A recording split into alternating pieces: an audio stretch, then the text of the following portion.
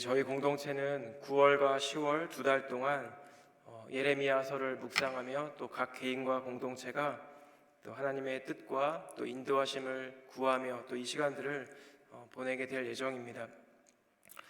특별히 오늘 본문 1절에는 이 오늘 본문 말씀인 예레미야 26장의 시대적 배경이 언급되고 있습니다. 그것은 주전 609년부터 598년까지 유다의 왕이었던 여호야김의 통치 초기로 지금 밝히고 있습니다. 이 여호야김이 통치하던 시대에 고대 근동의 어떤 시대적 상황을 잠깐 살펴보면 BC 7세기 전반기에 전성기를 누리던 아수르가 이제 몰락의 길을 걷고 있는 사이에 바벨론이라고 하는 새로운 강자가 떠오르고 있던 그런 때였습니다. 그리고 BC 612년에 바벨론과 또 북방 민족인 메대의 연합군에 의해 아수르의 수도 니느웨가 함락되었고, 또 아수르는 마침내 605년 갈그미스 전투에서 패배하면서 이제 역사 속에서 영원히 사라지게 되었습니다. 그런데 이렇게 급박한 고대 근동의 정세 가운데 사실 이 당시 팔레스타인 지역에서 강한 영향력을 발휘했던 애굽에 의해 세워진 나라가 오늘 본문에서 언급되고 있는 여호야김 왕입니다. 이러한 사실을 잘 염두에 두시고 한번 말씀을 함께 나눴으면 좋겠습니다. 그리고 그 여호야김의 통치 초기에 이 여호와의 말씀이 선지자 예레미야에게 다음과 같이 임했습니다. 1절과 2절을 제가 읽겠습니다. 유다의 왕 요시야의 아들 여호야김이 다스리기 시작한 때에 여호와께로부터 이 말씀이 임하여 이르시되, 여호와께서 이와 같이 말씀하시니라. 너는 여호와의 성전 뜰에 서서 유다 모든 성읍에서 여호와의 성전에 와서 예배하는 자에게 내가 내게 명령하여 이르게 한 모든 말을 전하되 한마디도 감하지 말라. 예레미야에게 임한 말씀은 이것입니다. 나의 말을 성전에 예배 드리러 오는 모든 사람들에게 전하되 한마디도 감하지 말라는 것입니다.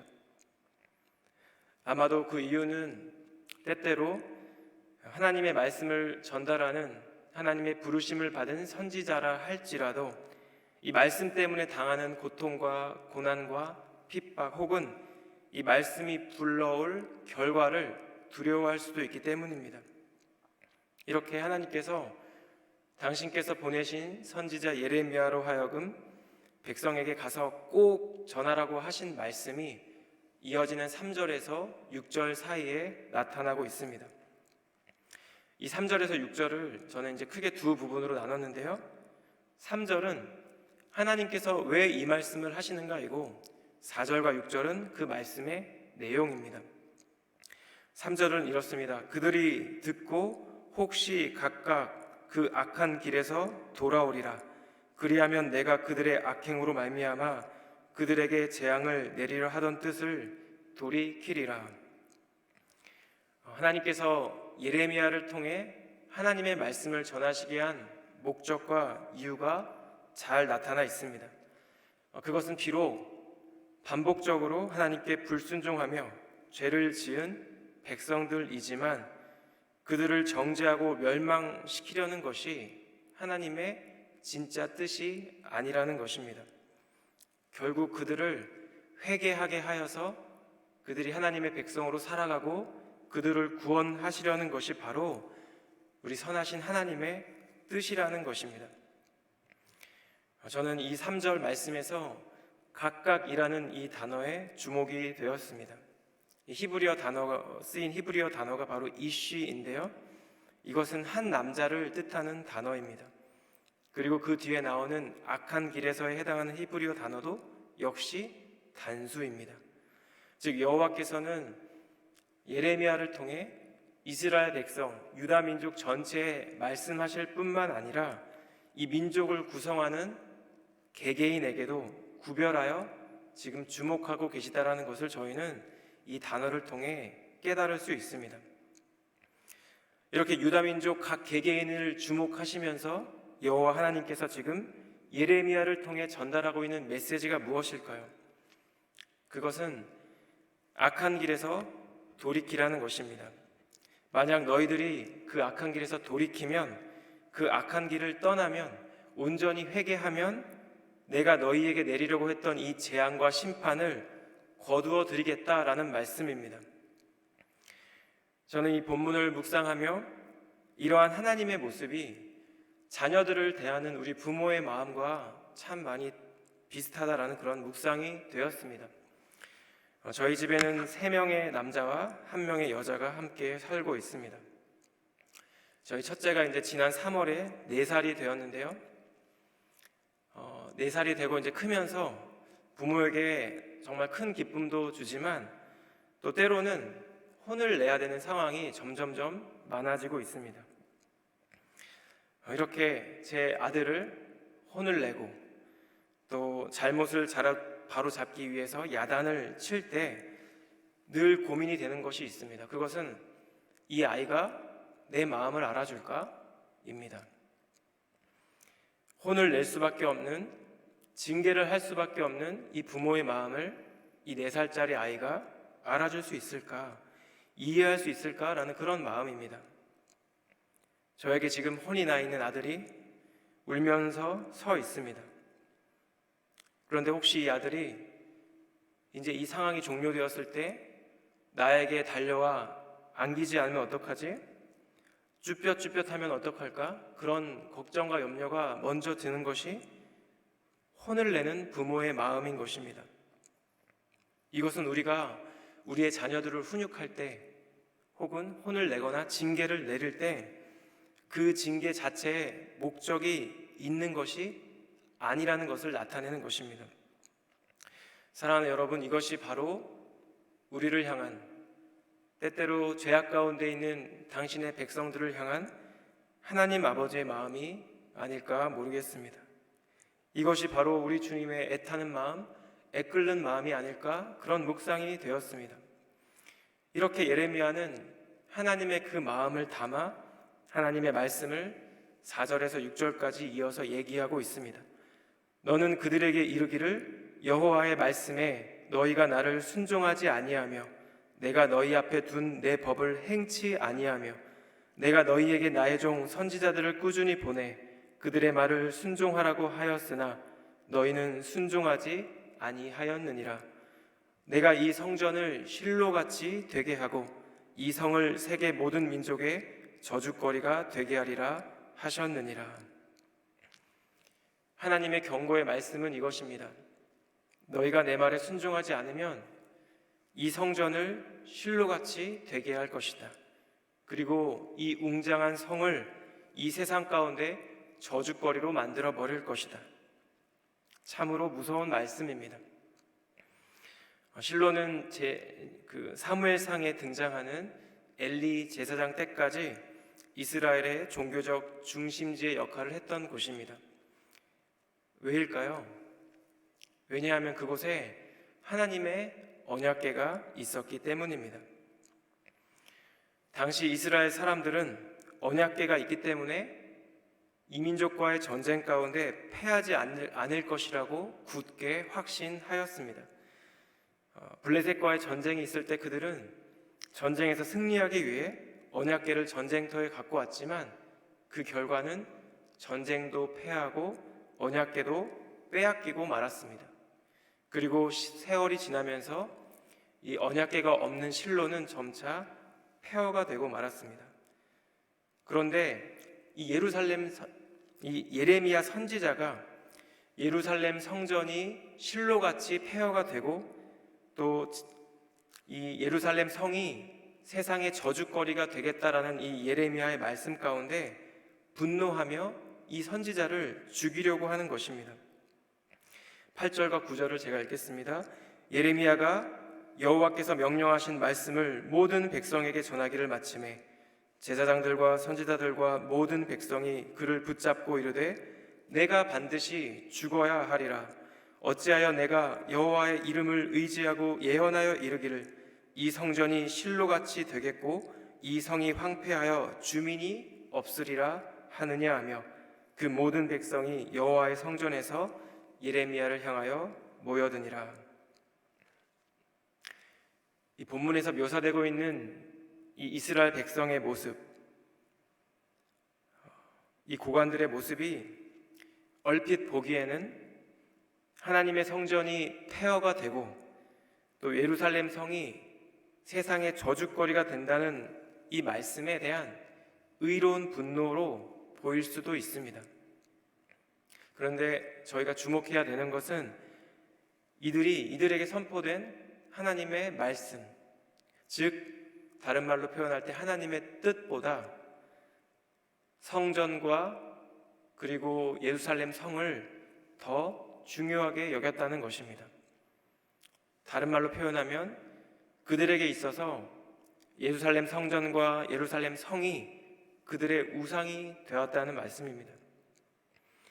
하나님을 예배하고 또 하나님의 임재를 상징하는 이 성전과 예루살렘 성을 하나님과 하나님의 뜻보다 하나님의 말씀보다 더 중요하게 여겼다는 것이 참으로 아이러니컬한 그런 모습이라고 생각이 들었습니다.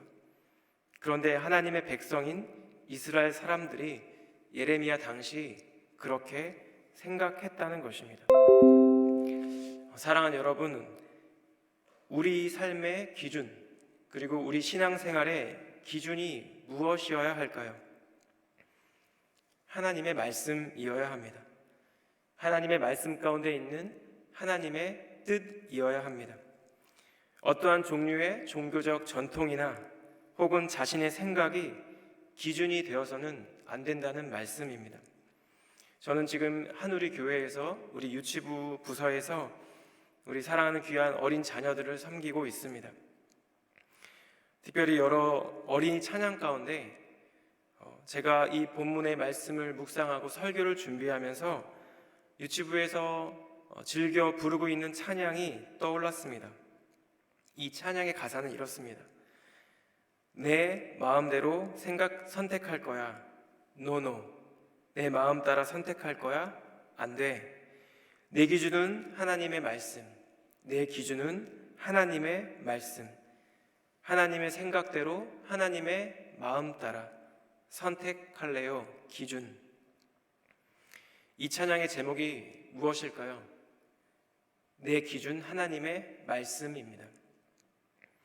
이 본문의 말씀과 이 찬양의 가사가 오버랩되면서 예레미야 당시 이 유다의 백성들뿐만 아니라 때때로 우리 역시 우리의 삶의 기준이 나의 생각, 나의 가치, 나의 판단이 되진 않은지 돌아보게 되었습니다.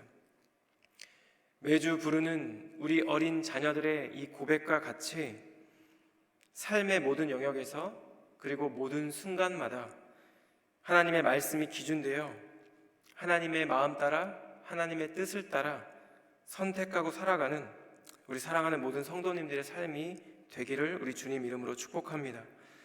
이제 이어지는 10절에서 15절까지의 말씀은 예레미야와 우리 이스라엘의 고관과 백성 사이의 어떤 변론에 대한 내용입니다. 그 중에서도 12절과 13절 말씀은 본문 3절에 이어서 여호와 하나님께서 이 예레미야 선지자를 백성들에게 보내신 그 목적을 다시 한번 다음과 같이 밝히고 있습니다. 우리 12절과 13절 말씀은 함께 읽겠습니다. 시작. 예레미야가 모든 고관과 백성에게 말하여 이르되 여호와께서 나를 보내사 너희가 들은 바 모든 말로 이 성전과 이 성을 향하여 예언하게 하셨느니라. 그런즉 너희는 너희 길과 행위를 고치고 너희 하나님 여호와의 목소리를 청종하라. 그리하면 여호와께서 너희에게 선언하신 재앙에 대하여 뜻을 돌이키시리라. 그런데 너무나 안타깝게도 또 한편으로 너무나 두렵게도 이스라엘의 역사는 예레미야의 이 경고의 말씀, 하나님께서 전하신 이 예언의 말씀이 약 22년 후에 BC 586년 바벨론에 의해 이스라엘 백성이 멸망당함으로 성취되었다는 사실을 저희에게 말해주고 있습니다.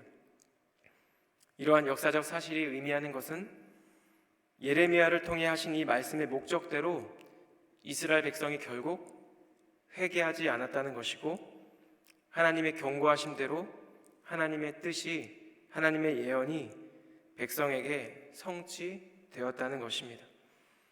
하나님께서 내리시기로 말씀하신 그 재앙이 백성 가운데 이루어졌다는 것입니다.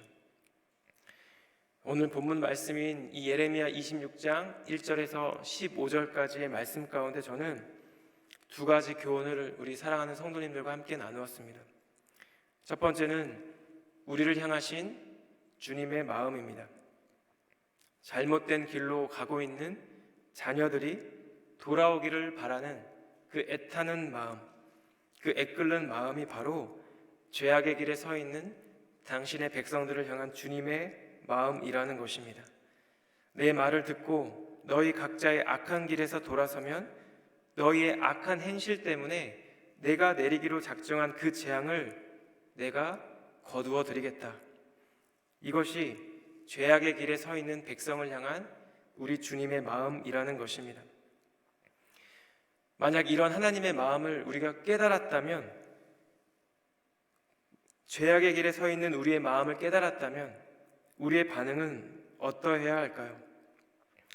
요한일서 1장 9절에 이러한 말씀이 있습니다. 만일 우리가 우리 죄를 자백하면 그는 미쁘시고 의로우사 우리 죄를 사하시며 우리를 모든 불의에서 깨끗하게 하실 것이요. 사도 요한의 이 고백과 같이 하나님 앞에서 참된 회개로 죄의 길에서 돌이켜야 하는 것입니다. 왜냐하면 이것이 우리를 향한 주님의 분명한 뜻이기 때문입니다. 두 번째 나눈 것은 다른 그 어떤 것도 하나님의 말씀보다, 하나님의 뜻보다 우선하여 우리 삶의 기준이 될 수 없다는 것입니다. 우리 사랑하는 우리 어린 자녀들이 매주 부르는 이 찬양의 가사와 같이 하나님의 마음과 생각을 따라 하나님의 말씀을 우리 삶의 기준 삼아야 할 것입니다. 그것이 우리를 향한 우리 주님의 선하시고 분명하신 뜻이라는 것입니다. 오늘 함께 나눈 이 말씀 가운데 성령님을 통해, 우리 안에 계신 성령 하나님을 통해 우리 삶의 악한 길 혹은 악한 행실이 깨달아진다면 온전한 회개, 즉 돌이켜 여호와 하나님께로 나아가는 그 진정한 회개를 통해 하나님의 백성이 합당한 모습이 우리 안에 회복되었으면 좋겠습니다. 뿐만 아니라 오늘을 살아가는 우리 모두의 삶 가운데 우리 삶의 기준 되시는 하나님의 말씀 따라, 또 하나님의 뜻을 따라 살아감으로 오늘 우리의 삶 가운데 하나님의 뜻이 온전하게 이루어지는 그런 복된 하루가 되기를 우리 주님 이름으로 축복합니다. 기도하겠습니다. 사랑하는 주님, 오늘도 저희에게 귀한 하루를 허락해 주심에 감사를 드립니다. 죄악 가운데 있는 당신의 백성들을 향한 그 주님의 애타고 애끓는 마음을 하나님 이 시간 우리로 깨닫게 하시고 죄의 길에서 돌이켜 하나님의 은혜에 합당한 자로 살아갈 수 있도록 하나님 우리와 함께하여 주시고 우리에게 긍휼을 베풀어 주시기를 원합니다. 주님, 하나님의 말씀이, 하나님의 뜻이 우리의 삶의 기준 되기를 원합니다. 그 어떤 것도 주님의 말씀과 뜻보다 우선되지 않도록 우리의 생각과 마음을 지켜주시고 오늘 우리 삶에 그러한 하나님의 뜻이 이루어질 수 있도록 하나님 은혜를 베풀어 주시옵소서. 주님, 오늘 하루의 삶을 다시 한번 우리 주님의 그 선하신 손에 의탁드립니다. 주님, 저희와 동행하여 주시옵소서. 모든 것 감사드리며 존귀하신 예수님 이름으로 기도드렸습니다. 아멘.